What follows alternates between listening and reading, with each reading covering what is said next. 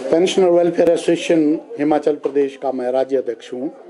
पिछले कल हमारी कुनिहार में जो है पेंशनर वेलफेयर एसोसिएशन की एग्जेक्टिव की एक मीटिंग हुई।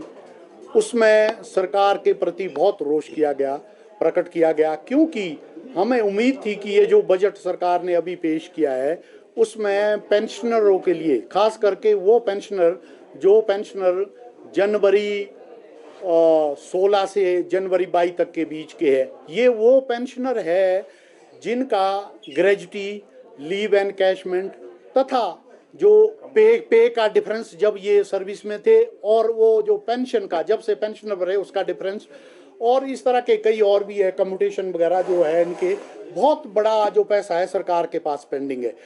आमतौर पर ऐसे होता था, जो भी सरकार होती थी, जब भी जो पे कमीशन की रिपोर्ट आती थी तो वो दे देती थी। पिछली बार भी एक बार धूमल जी के टाइम में शायद 2 या 3 किस्तों में हमारे को पूरा मिल गया है।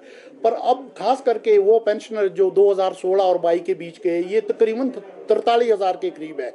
इनका बहुत सारा पैसा है। कई तो ऐसे हैं जिनके 10-10, 15-15 लाख है, और कईयों के ज़्यादा भी होंगे जो बड़े अफसर है। चलो हम उनकी बात नहीं करते, खास करके जो स्टेट के बड़े अफसर भी होंगे, जिसमें आपको कह सकते हैं कि ये कोई चीफ इंजीनियर्स वगैरह है, इंजीनियर्स है, टॉप के डॉक्टर्स है, ये कोई डिप्टी डॉक्टर्स वगैरह है, तो बहुत पैसा होगा इनका तो 15-20 लाख से ज़्यादा होगा जो इस बीच रिटायर हुए।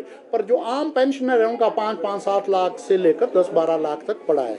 तो पेंशन में बहुत रोष है कि बजट में इसके लिए स्पेसिफिकली अलग नहीं बोला गया। हम ये भी जानते हैं कि बजट प्लान और नॉन प्लान होता है।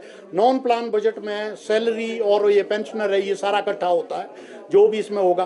पर एक बजट में सिर्फ एक घोषणा अलग से की गई थी कि 3% आपको डीए मिलेगा, और उसके लिए शायद 425 करोड़ के करीब जो इन्होंने रखा भी था अलग से।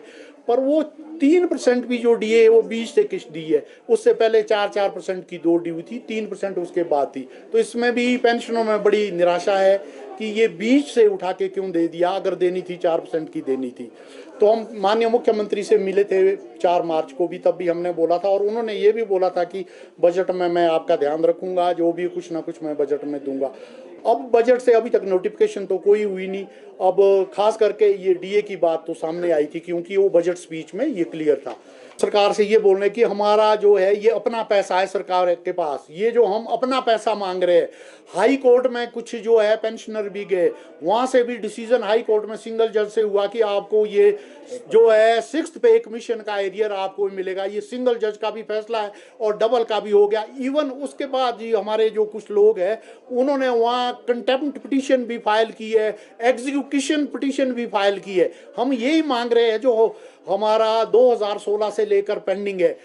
2026 में, ये 25 चल रहा है, 26 में तो सेंट्रल गवर्नमेंट में तो नेक्स्ट पे कमीशन की भी घोषणा कर दी है, वो भी आएगा। पर हमारे को तो अभी 16 का नहीं जो मिल रहा है। हम आपके माध्यम से माननीय मुख्यमंत्री जी से ये मांग करते हैं कि जो ये पेंशनर का ड्यू है, जो पीछे से लेकर जो ड्यू पड़ा हुआ है, 6th पे कमीशन का एरियर है, इनको दिया जाए। क्योंकि पेंशनर एक ऐसे कैटेगरी है, 70-75 के बाद तो पता नहीं कब भगवान को प्यारे हो जाए जो भी है। इसीलिए जो खास करके वो पेंशनर जो 16 और 22 के बीच है, उनका बहुत बड़ा पैसा है। इनसे हमने पहले भी बोला, कम से कम हमने माननीय मुख्यमंत्री से ये मांग की, आप पूरा नहीं दे सकते तो इनका 50% तो जरूर इनको दिया जाए। प्रदेश भर में कितने पेंशनर्स हैं? प्रदेश में मैम कोई 2 लाख के करीब पेंशनर है, और जो 16 और 22 के बीच के पेंशनर ये कोई 43,000 के करीब है, जिनकी सबसे ज्यादा देनदारियां सरकार के पास पेंडिंग पड़ी है। ड्यूरिंग बजट सेशन पार्लियामेंट में, ड्यूरिंग बजट सेशन जो है, जो मनी बिल था, आपका फाइनेंस बिल था, उसमें ही जो सीसीएस रूल है सेंटर के 1972 के, सेंट्रल सिविल सर्विसेज जो पेंशन रूल है, उसको गवर्नमेंट ने उसको अमेंड किया। और जो सेंट्रल सिविल सर्विसेज के जो पेंशन रूल है, हिमाचल के ऊपर भी सेंट्रल सिविल सर्विसेज जो रूल है वही एप्लीकेबल होते हैं। और उसमें जो हमारे सेंटर के पेंशनर है और स्टेट के पेंशनर है, उसमें कुछ ऐसा उन्होंने ये प्रावधान किया है कि जो अगला 8th पे कमीशन आएगा वो प्रोस्पेक्टिव ही आएगा, 1 जनवरी 26 के बाद ही उनको आएगा। ये पेंशनरों के अंदर बहुत भारी आशंका है। नेशनल लेवल पे भी जो इनकी जेसीएम होती है, उनके लोग भी और भी है इस लेवल में अलग अलग धरना प्रदर्शन कर रहे हैं। सेंटर के गवर्नमेंट के जो पेंशनर है वो कर रहे हैं। हमारे को हिमाचल प्रदेश के पेंशनर को इसमें तो सबसे ज़्यादा दिक्कत ये है कि जो भी सेंटर के रूल इन्होंने अमेंड किए हिमाचल में भी वो ऑटोमेटिकली एप्लीकेबल है। तो हिमाचल के पेंशनर है इनमें भी बड़ी हताशा और निराशा है जब तक सरकार ये क्लियर नहीं करती कि जो आगे ये अमेंडमेंट की है, जैसे पेंशनर के अभी तक पिछले पे कमीशन की रिपोर्ट आई है उस हिसाब से आगे रिपोर्ट आनी चाहिए। और पेंशनर को जैसे अभी भी फॉर्मूला लगा था 2.57 था, 59 था और पीछे से लेकर पेंशन बढ़ रही है, आगे भी इस तरह ही बढ़नी चाहिए। नहीं तो अगर राष्ट्रीय लेवल पे जो हमारे पेंशनर है अगर वो धरना प्रदर्शन करते हैं तो हिमाचल प्रदेश के पेंशनर भी उनके साथ कंधा से कंधा मिला के केंद्रीय सरकार के खिलाफ धरना प्रदर्शन करेंगे।